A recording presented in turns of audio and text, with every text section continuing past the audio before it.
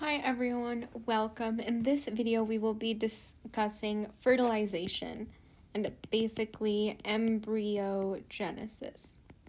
So we're going to walk through fertilization all the way up to the formation of an embryo, which will then become an infant very soon. So what does fertilization even mean? So fertilization is the first thing that we think of when we think of a woman finally getting pregnant. Fertilization occurs when we have the sperm from the male and it is able to penetrate the layer of the egg cell, and that outer layer is called the zona pellucidum, and it is going to be able to penetrate that layer. There's also another outer layer called the corona radiata,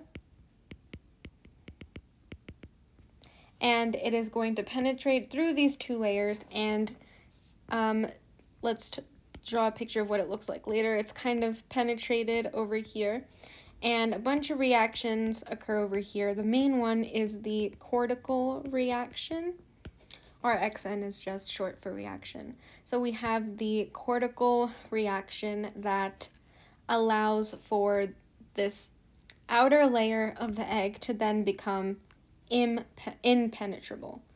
So it's not penetrable anymore.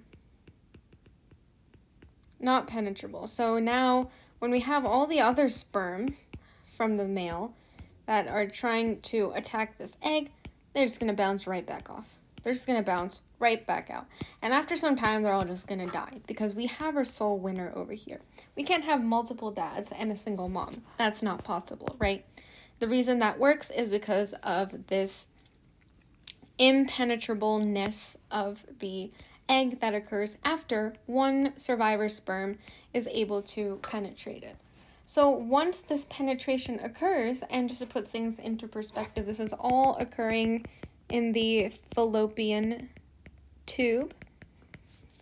If you remember, during ovulation, the ovaries will release eggs into the fallopian tubes, and they'll kind of just hang out there until they get fertilized. So if they get fertilized, like what we just demonstrated over here, then we're going to go through our steps in order to form a pregnancy, in order to form a potential human being. But if no fertilization occurs, that egg will just be released along with the menses.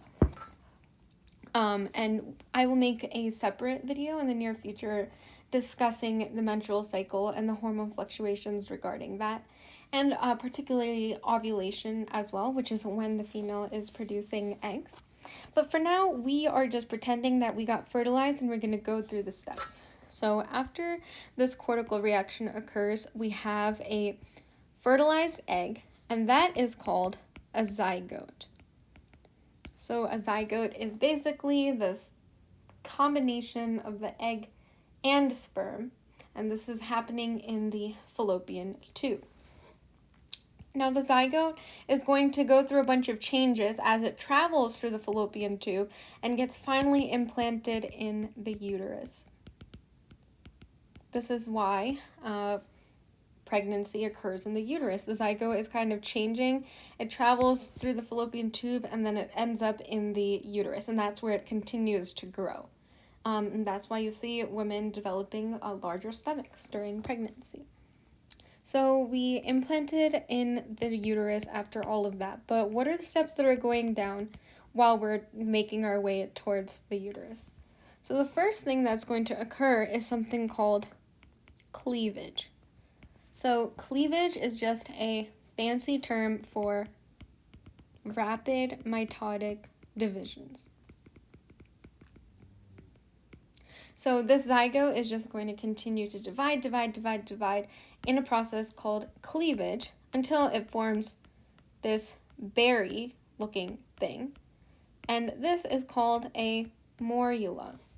So actually, a good way to remember this is that morula comes from the Greek word for mulberry, and it's called that because it kind of looks like a berry over here. You can kind of imagine it looking like a bunch of berries bunched together, growing together, and that's why we get the name morula. So after we have this morula, we are going to kind of reorganize all these cells in a way that we have something that looks a little bit like this. So we have a layer of cells on the outside, and then we have a group of bunched up cells over here, but then there's this like empty mass over there. There's like an empty place. And this thing is called the blastocyst. Let me make some space over here for us while we go through the steps until we're implanted in the uterus. So now we have something called the blastocyst. So the way I like to remember this is blast sounds, it means blast, right? And I just imagine that we blasted this big hole in here. So blastocyst, we blasted this big hole in here.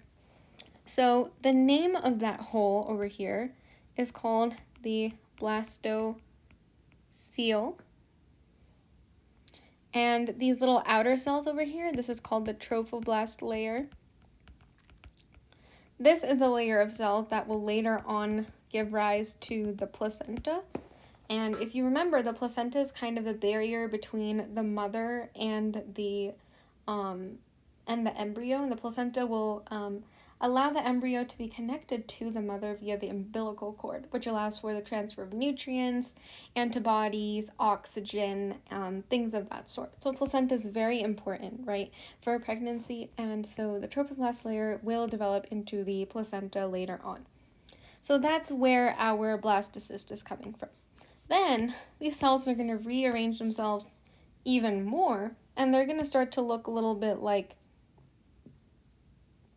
oops, let's try that again. They're going to start to look a little bit like this. They're kind of forming like an invagination sort of situation. So they're kind of folding in on themselves like this.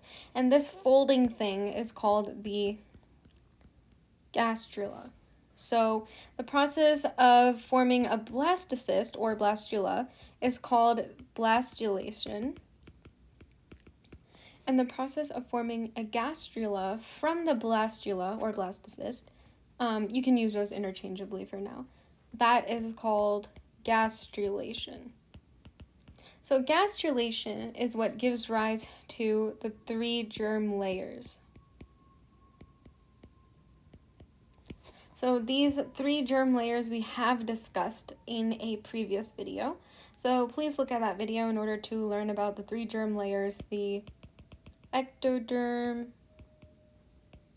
the mesoderm, and the endoderm. Right? So those 3 germ layers, please watch that video to learn about those.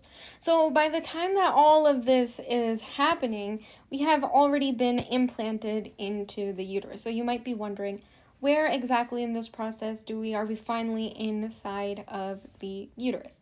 That is a little bit too much detail than what you do need to know, but you can think of it as starting from kind of like the blastula, because we have these trophoblast cells, which I said was going to become the placenta later on.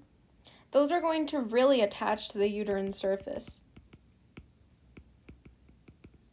They're going to attach to the uterine surface, and then by the time that we get this gastrula, they're kind of just a main structural component of the uterus. Like everything is kind of deeply buried into the uterus, so they're protected inside of the uterus. So kind of once we get the blastula, think about how the trophoblast layer gives rise to the placenta, as I said, and it's going to really attach itself to the uterine surface, and it's going to become a part of the anatomy of the uterus. For those 9 months, it's going to become a part of that. So now we have finally implanted in the uterus as we went through all of this, and the next thing that happens are these 3 germ layers develop. So again, I'm going to encourage you to watch that video about the ectoderm, mesoderm, and endoderm. I also talk about a few mnemonics that can help you keep those terms straight. So I hope this helped out. I hope you're able to understand how we went from just a lonely little egg hanging out in the fallopian tube that then gets penetrated by sperm. Then it becomes impenetrable to further sperm. So that is the process of fertilization that gives rise to a zygote, which then becomes a morula, which then becomes a blastula or blastocyst, which is able to attach to the uterine surface.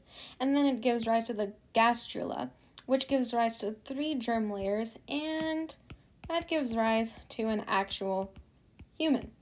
So I hope that was helpful. Please let me know if there's any other topics that you would like me to go into more detail regarding this, but I hope that was helpful. Thank you.